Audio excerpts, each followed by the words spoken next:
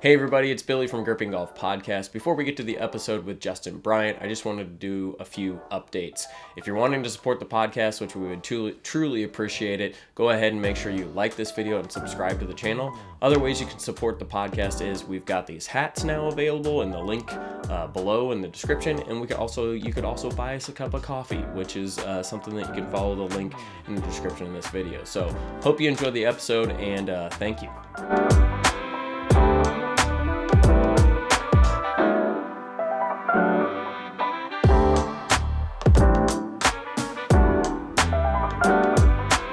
All right, Justin Bryant, welcome to the show. How are you doing today, sir? I'm doing great. Yeah. Happy to be here, talk a little golf, talk a little Rapsodo. Oh my gosh, I can't wait. This is exciting times for us having you on with your product knowledge background, and then maybe a little bit more importantly is your just golf background. So give us a little idea of who you are, what you do, where you come from. Yeah, Justin Bryant from St. Louis, so close to you.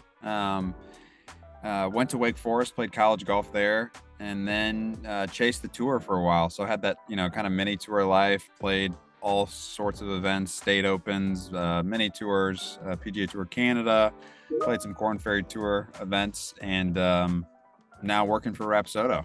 Started kind of in their product team in terms of testing, product development, and now more into a marketing role, but still get to test every once in a while, which is always kind of a fun job to hit some balls. Absolutely. Did just curious, since it just ended this last weekend, did you watch any of the WGC Dell match play event? I did.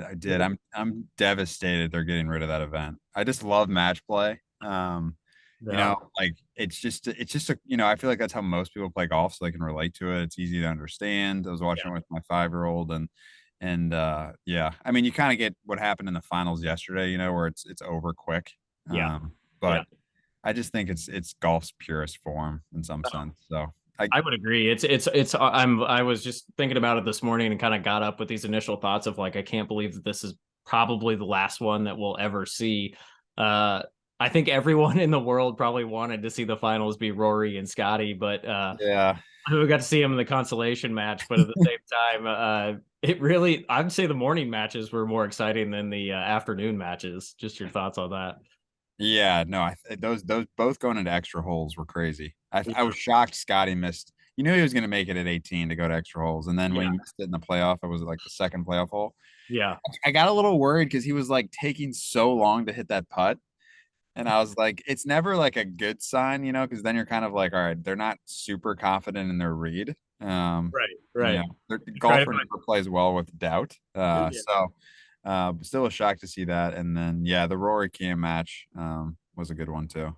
Yeah, I felt like that was a potential. I might be misremembering a little bit, but I feel like it was a little bit of a misfire for Rory on 18 with when he won up, and then Cameron got, I guess, really close to the green, but Rory was kind of right of the green, I thought.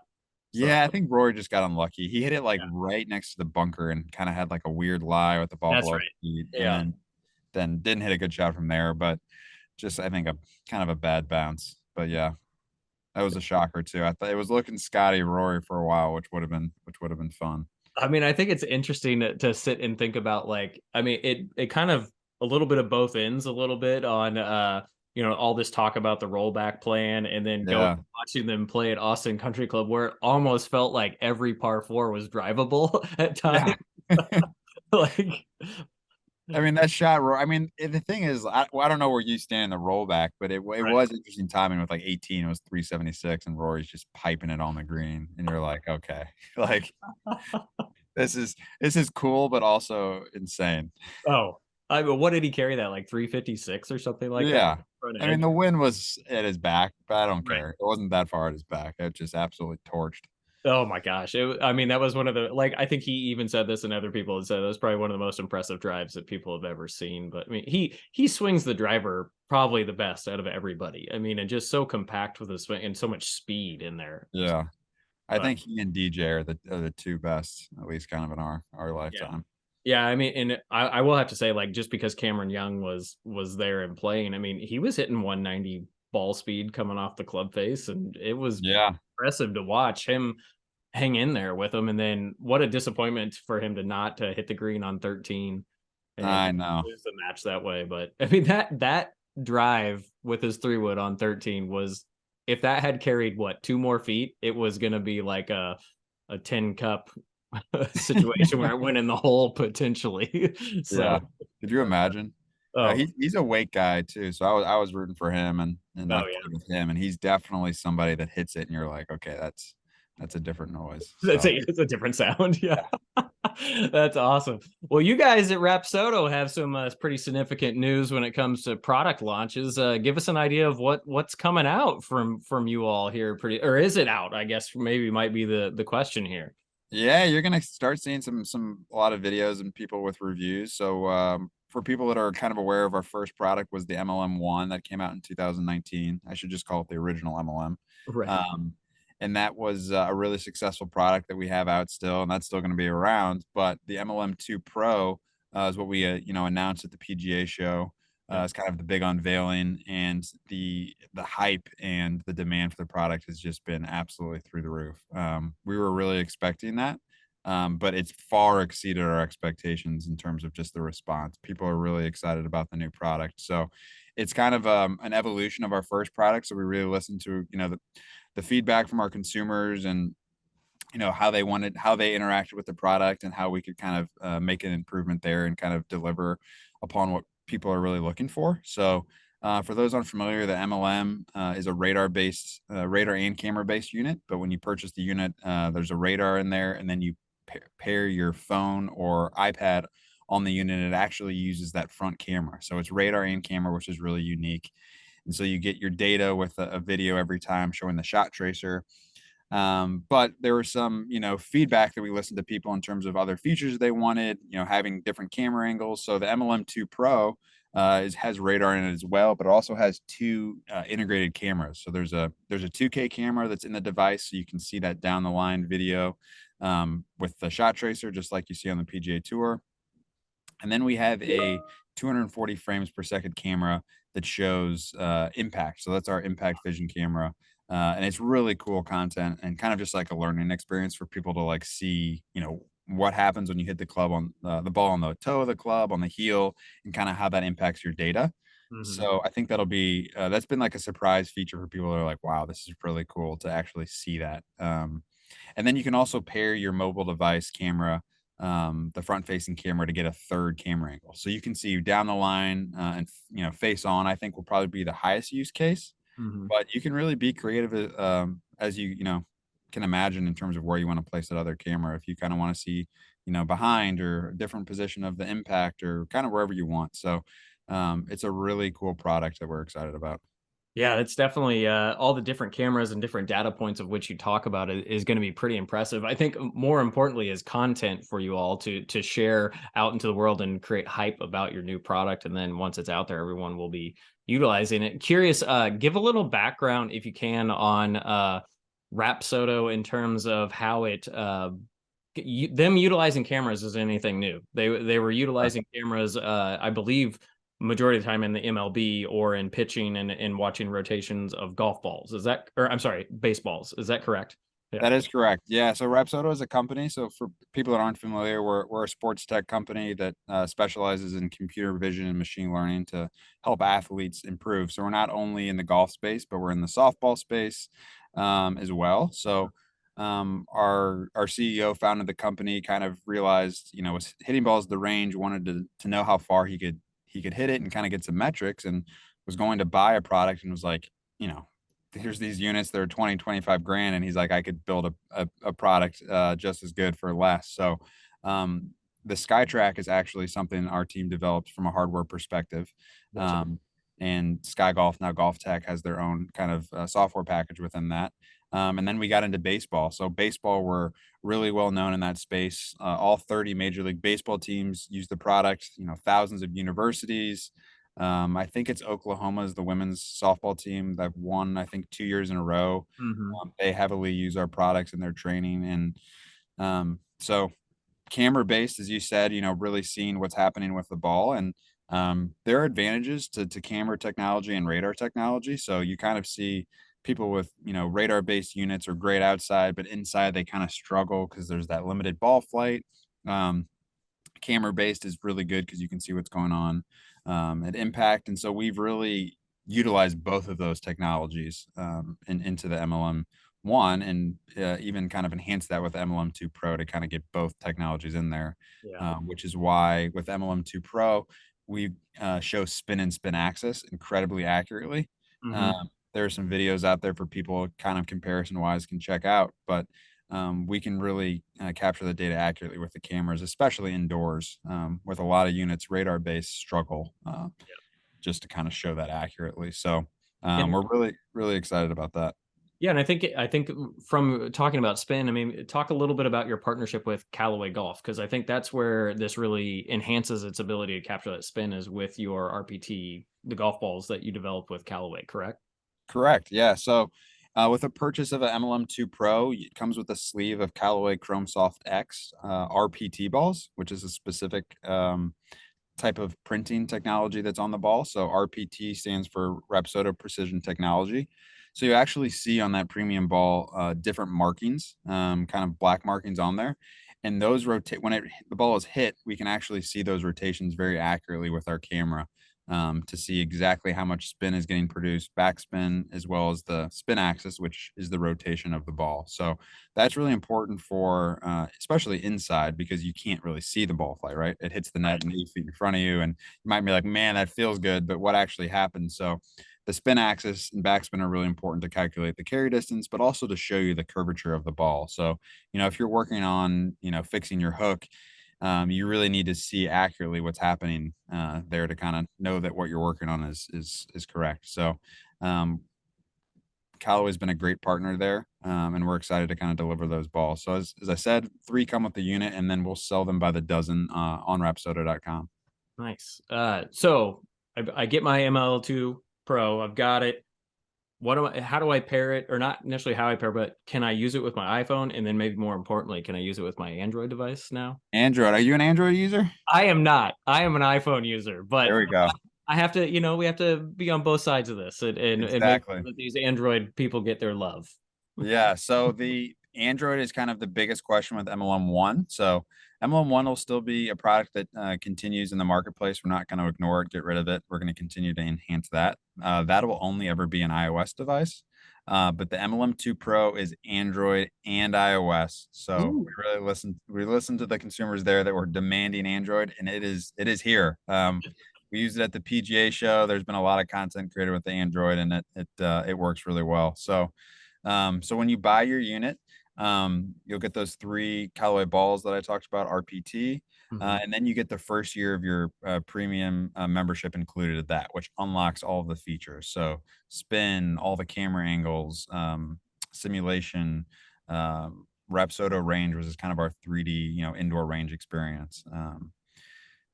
Insights, combines, a lot of great features. So once you get the unit, everything is completely unlocked. You have it, and then that subscription in year 2 is $199.99. So, Okay. And then how much is the unit itself at first? oh, sorry, Yeah, I I don't dropped the think we've ball there. mentioned it. Yeah, that's all Yeah, right. Yeah. yeah. So the MLM1 is now at 299, and then the MLM2 Pro is 699. So you Okay. can really, what I've kind of been telling people is you can have a home setup for less than a set of new clubs. So you buy the MLM2 Pro for 699. You can have simulation, you can have your practice experience. This is an indoor and outdoor unit, so you can take it to the range one day, you can keep it, at home and work on, whether it's your garage or if you have a sim room, and you can really make that sim experience, whatever fits into your budget. So all you really need is a mat and a net. And you can use your iPad or iPhone or Android phone, tablet. Not going to forget the Android people out there. And then you can get to practice and playing, or you can set it up on your TV and put it up there on your TV. You can get a nice impact screen with a projector and set it up that way. So you can really make that home experience whatever your home needs are, or kind of dimensions, or your budget. So that's what's really great about it is you can completely customize the experience at home. Yeah. Give our listeners an idea and viewers an idea of what is calculated versus measured on the MLM2.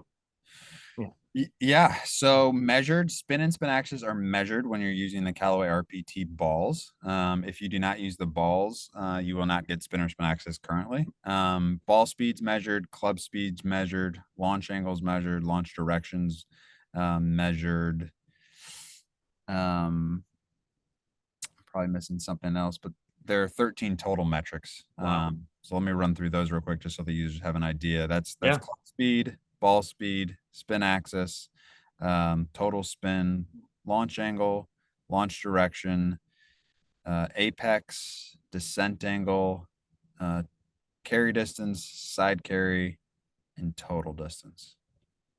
That was off the head, so I think I got them all on there. I'll be I got honest, I them wasn't all. counting, so I don't know if you got to 13 or not. Yeah, But someone can comment in the comments below if exactly. they want to, if If it's wrong. if you're an MLM user, you have all the same metrics you had before, but we've added spin axis, total spin, and descent angle. So those are new Okay, features if you're a current MLM one, new data point. gotcha. That's Yeah. awesome. Well, quite the deal. What's your favorite component of either the MLM1 or the MLM2 that you look forward to either using when the new product's out or you have used? Let's put it that way, because you probably have tested it.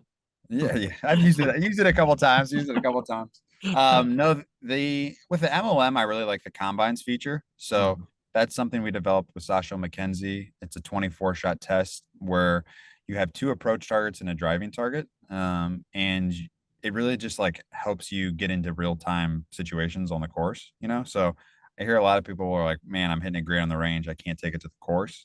And a lot of times when I'm talking to my friends, it's like that. It's when you kind of get into like how they're hitting it, it's like they're actually just like hitting balls and Right. they're making good contact, but they're not picking distances. They're not putting any pressure on their practice. So this kind of makes you focus in a little bit more. So, um, as I said, 24 shot test, it takes about 15 minutes to do. And after you get a handicap based off your performance, so you get a score out of 100, and then you can kind of see like where you stack up against your peers in terms of pros, your handicap level, and really like understand strengths and weaknesses. Mhm. The example I always use is one of our guys here at work is probably like a 20, 25 handicap. And every time he takes the combine, his driver is a single digit handicap. And his irons are like a 25 to 30, 35 handicap. And it's because he loves hitting the driver. So we always Yeah. practice it. And Yeah. if he wants to get better, it's very clear to see like he needs to work on his irons. So it's a great way to gamify your practice, but it's also just like a good way to be efficient and see what's working. So that is an outdoor feature on MLM1. So with MLM2 Pro, it's indoor or outdoor, which I really like. As I referenced, the impact vision camera I think is really cool. Yeah. I think there's some people of like learning like where they're hitting on the club face. For me, there's just like the cool factor of like when you hit a pure driver to be able to see that zoomed in video and kind of like see that. It plus like the bad shots, I've shanked one on there Yeah. and see what that looks like as well. So I think that'll be that'll be a popular kind of sharing feature. Let's hope you didn't have your forward-facing camera, your phone pinned Exactly. to it he took it out. Set that up. But my kid's favorite is the sim. So Mm. um, not a shocker there. The Rapsodo, we have our own simulation package. So we have 30,000 courses on there. So, your local course, a bucket list course you can play, tour venue. I've played a lot of different courses on there. And then we've also integrated with Awesome Golf and E6. Okay. So that's definitely my kids' favorite feature is they love, being at home and getting to kind of play some virtual golf. So and that's something you can do at the range too. So if you don't have Yeah. like a home setup, you can go to your range and play simulation that way. And that's even just a good way to train. So like, Right. whether like you don't have time to play the course that day or you have like your club championship match, like play it the day before on sim and you can kind of at least like prep the best you can. So Yeah. there's some fun uses and some just, ways to practice and get better as well.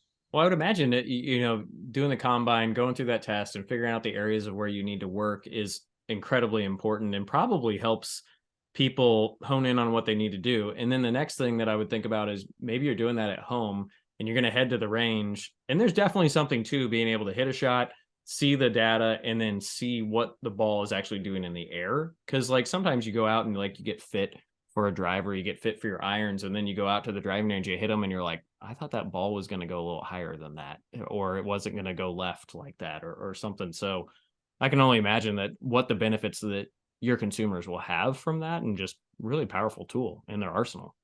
No, absolutely. Most of the feedback we've gotten is that paired second camera has been just a huge thing for people, because now you can have that. We have the down the line already on the Right. MLM2 Pro, and now you can set up a tripod and put your phone there and get that face on, and so you Mhm. can really diagnose your swing and see what's happening with the metrics. And as you said, like if you're not hitting it how you think, now you have two angles to kind of see what's Yeah. going on with your Well, swing. and see again, like muscle memory to brain and function and what knowing like, wow, I feel like my hands are there. And then the other thing for me is I tend to hook the ball. My miss is a hook on the driver. Well, I know that I'm swinging vastly inside to out, basically, but it would be really fun to see that on the impact vision of being able to see that path of like how far, like, wow, Billy, maybe swing a little bit lower and left or, Yeah. Well, it helps too, as you said, like that, visualization to actually see what's happening. Yeah. Like I've showed my son on there and he's like, Dad, like I'm hitting it left. I don't get it. And like showing him the impact vision of like, this is what your club looks like. It's Yeah. shut at impact, instead of just being like, I don't know. I'm not a swing coach, but instead of being like, all right, try to hit it a little right, just to like for him to see, oh, that's why it's going left. Like the club face is pointing left. Yeah. Has been like a game changer for him. So I think that'll help a lot of people just to kind of understand what's going on. Well, and definitely arsenal for potential coaches to say Oh, like, for oh, sure. you do have that MLM2 Pro, yeah. Why don't you show me some of these things? And I think it's hard to what you just talked about the club face being shut is then you're coming into the complexity of understanding the relative swing path to the club face, and that's really what's putting spin on the ball. Is like, yeah, your club face is closed, but now you're creating an inside out swing that is causing that ball to go shoo, way Yeah. left, like even Yeah. further left than it was pointed. So, Exactly. yeah. Uh, so couple questions for you. First off, if you could pick anybody to play golf with a foursome, who are you going to go with? The foursome. So my kids are, if this is, present, future state, it's my kids. Got it. So I Yeah. got a almost 6-year-old, 4.5-year-old. If you ask him, it's a big, those half birthdays are big. And then I have a 2-year-old. So that's my dream foursome. Granted, right now it looks a little different. Yeah. But if we're going off of kind of the celebrity ones, I mean, Tiger's definitely on there. Hmm. Um, you know, Ben Hogan's probably in that foursome. Um, Man, the fourth is tough. Yeah.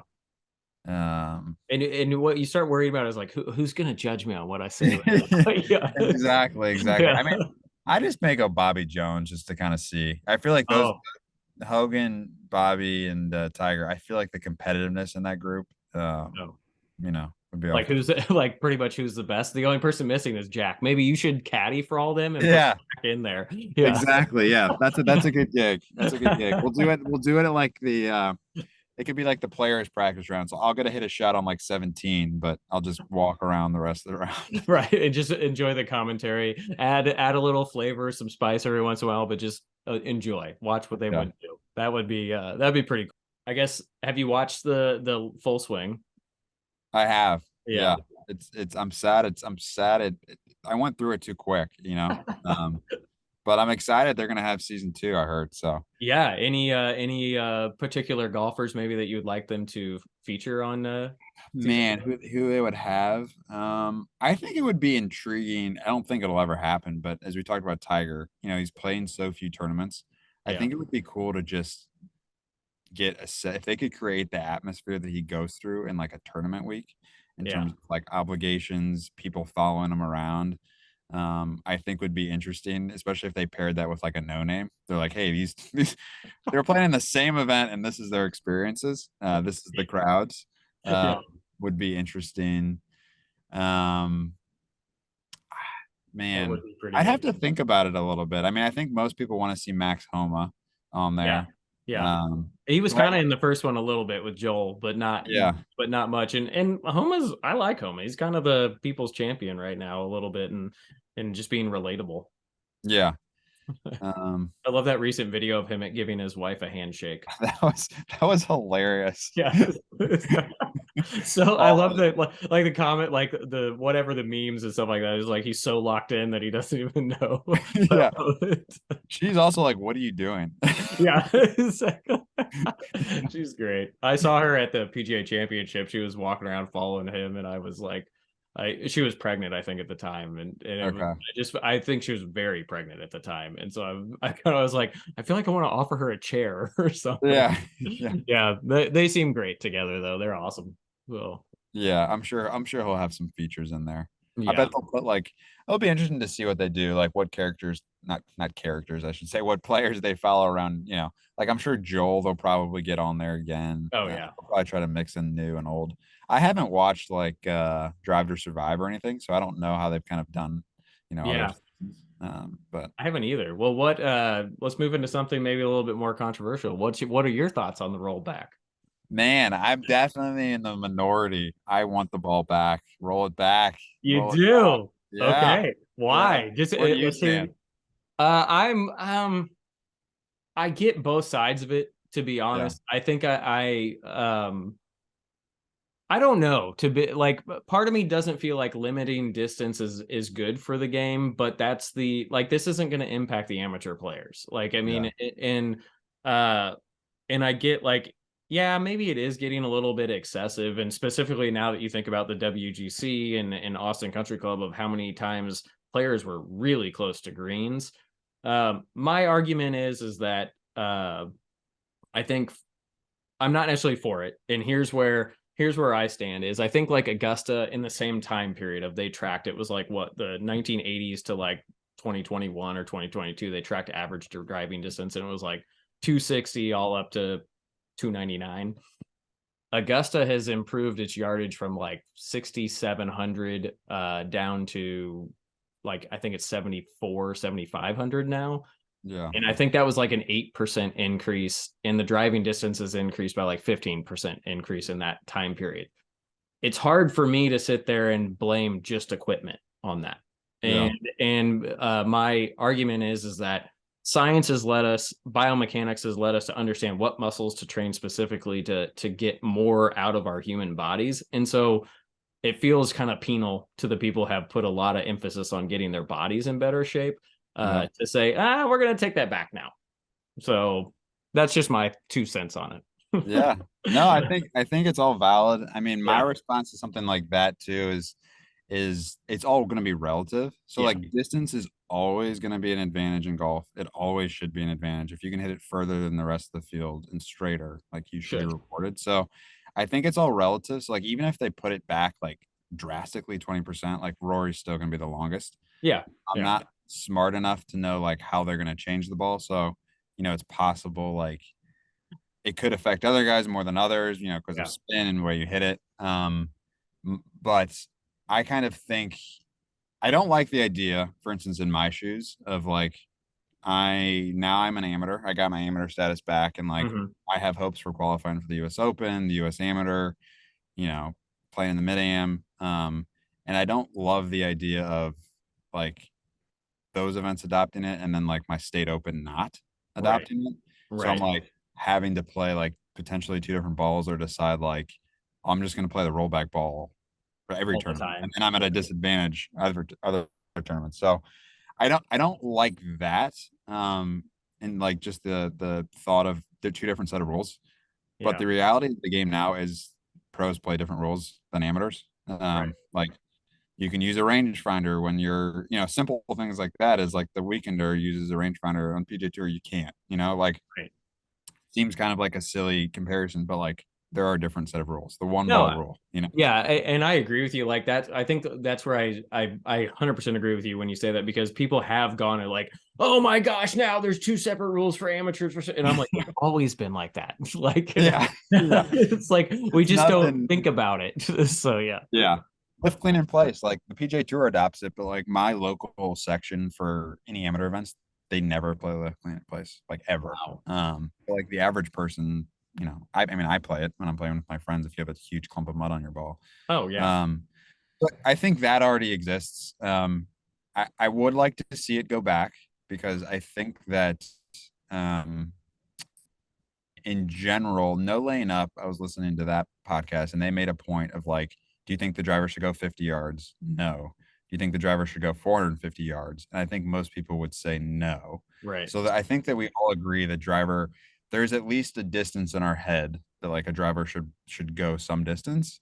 And I think time, like the ball is going to continue to go further. As you said, like, you know, people are going to train better. We Yeah. understand how to hit a golf ball more than we did then. Plus, like the equipment's just optimized to do so. Like it spins less. It's just, Yeah. you know, it's the way it is. Um, but at some point, we need to make sure that these golf courses aren't continuing to get longer Yeah. because I think if someone's like, well, let's just like let the ball go further and people, the courses don't have to get longer. I understand that, but like the game fundamentally changes if you don't, if everything gets longer and then the course you're playing doesn't, if that makes sense. Yes. So, Yeah. you know, my home track like hosted a US Open, US Amateurs, and it's 6,500 yards and I love it. And I hit long irons and par threes and par fives, but the 13 par fours, I hit a driver wedge every hole. Yeah. And it's kind of a bummer. And like the golf course nerd in me, I'm like, man, this green would be cool hitting like a 7 or 8 iron in, which I'm sure they Right. did back in, you know, 80 years ago. Yeah. Um, and then so that's kind of my thought there. And I always kind of think it's funny for the amateur when they're like, they're just trying to make the game harder. Like, why are you trying to make it harder? And my response is those same people play tees that are too long for them. Yeah. Like, yeah, like if you want Yeah. the game to be easier, play the shortest tees at your local golf course. But people won't do that because their ego is too big. So it's Yeah. like, you know, if you really want the game to be easier, play the shortest tee, and you'll eventually shoot lower scores. So Yeah. that's always kind of my rebuttal to those people. Yeah. Like my kids, I'm not gonna let them move back tees until they can like, you know, break certain scores. Yeah. Yeah. Just because I think it helps you learn the game. But most people are like, well, I can hit my driver 250 or 300. I'm gonna play the back tees, and it's like, if Doesn't you can't matter. break 90, then why are you playing the back tees? Yeah. Like, uh, you can always go up to make the game easier. So I'm gonna love it if this just eventually creates everyone playing from the correct tees. That's what. yeah, just like play. I always tell people like they come to our course and I said it's like 65 6600 yards from the front and they always want to play the back tees and I'm Yeah. like there's a 600-yard par five, there's like a bunch of par threes that are like 230. I was like, let's just play shorter tees. I go, literally the worst thing that happens is you shoot your lowest round ever and you're gonna Yeah. regret it. Like I was like, that's literally the worst case scenario is if Yeah. the tee box is too But short. Justin, that sounds terrible. And Yeah. if you played terrible from the shorter tees, then like you would have played worse from the back tees. So like Yeah. I don't buy the I mean if you want to play back and experience it back, like you know, I think people should play wherever they want. But in terms of people being like, it's too hard, it's like those people aren't playing the shortest tees at their home Yeah. course. I I can agree. promise you. So Well, Justin, I can't thank you enough for joining us today on the Gripping Golf Podcast. Any final closing thoughts in our last minute or two? no, not really. I mean, we covered the hot topics. No, just appreciate you coming on here talking some golf. And we're excited about the MLM2 Pro. So, you know, check it out on Rapsodo.com. Always, if you have feedback on the product, let our team know. We're always listening and want to make the best product and experience we can. So, Awesome. Well, thank you, sir.